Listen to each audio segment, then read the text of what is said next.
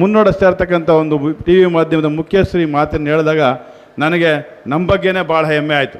ಆದರೆ ಇತ್ತೀಚಿನ ದಿನಗಳಲ್ಲಿ ನಮ್ಮ ಗುರುಗಳು ತಪ್ಪು ತಿಳಿಬಾರ್ದು. ಹೆಜ್ಜೆ ಎಲ್ಲೆಲ್ಲೋ ದಾರಿ ತಪ್ತಾ ಇದೆ, ಹೆಜ್ಜೆ ದಾರಿ ತಪ್ಪಬಾರ್ದು. ನಮ್ಮ ಬಾಲಗಂಗಾಧರ ಸ್ವಾಮಿಗಳು ಒಂದು ಹೆಜ್ಜೆಯನ್ನು ಹಾಕ್ಕೊಟ್ಟಿದ್ದಾರೆ. ಎಲ್ಲರನ್ನ ವಿಶ್ವಾಸಕ್ಕೆ ಪಡೆದು ಎಲ್ಲರೆಲ್ಲ ಭಾವೈಕ್ಯತೆಯಿಂದ ಕೊಂಡು ಬಡವನಿಗೂ ಮತ್ತು ಯಾವುದೇ ವ್ಯತ್ಯಾಸ, ಶ್ರೀಮಂತರ ಮಧ್ಯೆ ವ್ಯತ್ಯಾಸ ಇಲ್ಲದ ರೀತಿ ಅವ್ರು ಹೆಜ್ಜೆನ ಹಾಕಿದ್ದಾರೆ. ಆ ಹೆಜ್ಜೆ ಅಳಿಸೋಗಬಾರ್ದು. ಈ ಮಠ ಬಡವರಿಗೆ ಯಾರು ನೊಂದೋನ್ ಬರ್ತಾನೆ, ಯಾರು ಹಸ್ತೋನ್ ಬರ್ತಾನೆ, ಯಾರು ಇಲ್ಲೋದನ್ನು ಬರ್ತಾನೆ, ಅವನ್ನ ಕೈ ಹಿಡಿದು ಮುನ್ನಡೆಸ್ತಕ್ಕಂಥದ್ದಕ್ಕೆ ಶಕ್ತಿ ತುಂಬೋಗಿದ್ದಾರೆ. ಇವತ್ತು ನಮ್ಮ ಚುಂಚನಗಿರಿ ಮಠ ಏನು ಸಾಮಾನ್ಯವಾಗಿ ಬೆಳೆದಿಲ್ಲ, ದೇಶ ವಿದೇಶಗಳೆಲ್ಲ ಬೆಳೆದಿದೆ. ನಿಮಗೆ ಅದರ ಶಕ್ತಿ ಇದೆ. ಈ ಪ್ರಪಂಚದಲ್ಲೇ ಅತ್ಯಂತ ಹೆಸರನ್ನ ಮಾಡ್ತಿದ್ರಿ.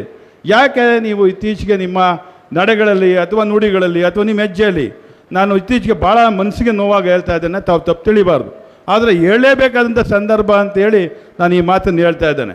ನಮ್ಮ ಮಠ ಅನ್ನುವಂಥ ಇದು ಸದ್ಭಾವನೆ ಎಲ್ಲರಲ್ಲಿದೆ. ನಾವು ಜಾತ್ಯತೀತವಾಗಿ ಬೆಳೆದವರು. ಈ ಮಠ ಎಲ್ಲರನ್ನ ಪ್ರೇಮಿಸ್ತಕ್ಕಂಥದ್ದು. ಒಕ್ಕಲಿಗರ ಮಠ ಒಕ್ಕಲಿಗೆ ಇದ್ದು ನಿಂತರೆ ಈ ದೇಶವನ್ನು ಮುನ್ನಡೆಸ್ತವರು.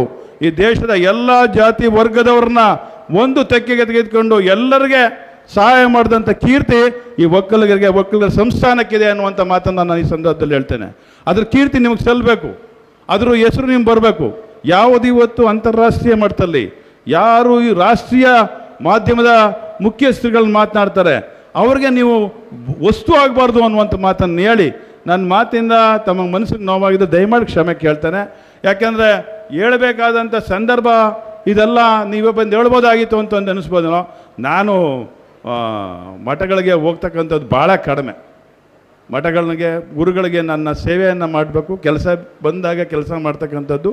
ನನ್ನ ಕಾರ್ಯದಲ್ಲಿ ಯಾವುದೇ ಕಪ್ಪು ಚುಕ್ಕಿ ಹೇಳ್ದ ರೀತಿ ಕೆಲಸ ಮಾಡ್ತಕ್ಕಂಥದ್ದು ನಾನು ಬೆಳೆಸ್ಕೊಂಡು ಬರ್ತಕ್ಕಂಥ ಒಂದು ನನ್ನ ಜೀವನದ ಅಭ್ಯಾಸ. ಇವತ್ತು ನನ್ನ ಆರೋಗ್ಯ ಸರಿ ಇಲ್ಲ, ಆದರೆ ನಾನು ಇಲ್ಲಿ ಬರಲಿಲ್ಲ ಅಂತ ಹೇಳಿದ್ರೆ ತಪ್ಪು ಮಾಹಿತಿ ಹೋಗ್ತದೇನೋ, ತಪ್ಪು ಮಾಹಿತಿ ಬರ್ತದೆ ಗ್ಯಾರಂಟಿಯಾಗಿ ಅನ್ನುವಂಥ ಮಾತನ್ನು ಬಂದೇ ಬರ್ತದೆ ಅಂಥೇಳಿ ನಮ್ಮ ತಾಯಿಯವರಲ್ಲಿ ನಿನಗೆ ಎಷ್ಟೇ ಕಷ್ಟ ಆಗ್ಬೋದು, ಏನಾರು ಆಗ್ಬೋದು ಮಗನೇ, ಏನೂ ಆಗೋದಿಲ್ಲ, ಹೋಗಿ ಕೂತ್ಕೋ, ಗುರುಗಳವರೇ ಕಾಪಾಡ್ತಾರೆ ನನ್ನ ಮಗನೇ ಅಂತ ಬೈದು ಕಳಿಸೋದು. ನಾನು ನಿಜವಾಗ್ಲೂ ನಮ್ಮ ಅವನಿಗೆ ಈ ವೇದಿಕೆ ಮುಖಾಂತರ ಧನ್ಯವಾದಗಳನ್ನ ನಮಸ್ಕಾರಗಳನ್ನ ಅರ್ಪಿಸ್ತೇನೆ. ನಿಮ್ಮೆಲ್ಲರಿಗೆ ನನ್ನ ಶಿರಸಾಷ್ಟಾಂಗ ನಮಸ್ಕಾರ ಹೇಳಿ ನಾನು ಮಾತು ಮುಗಿಸ್ತೇನೆ.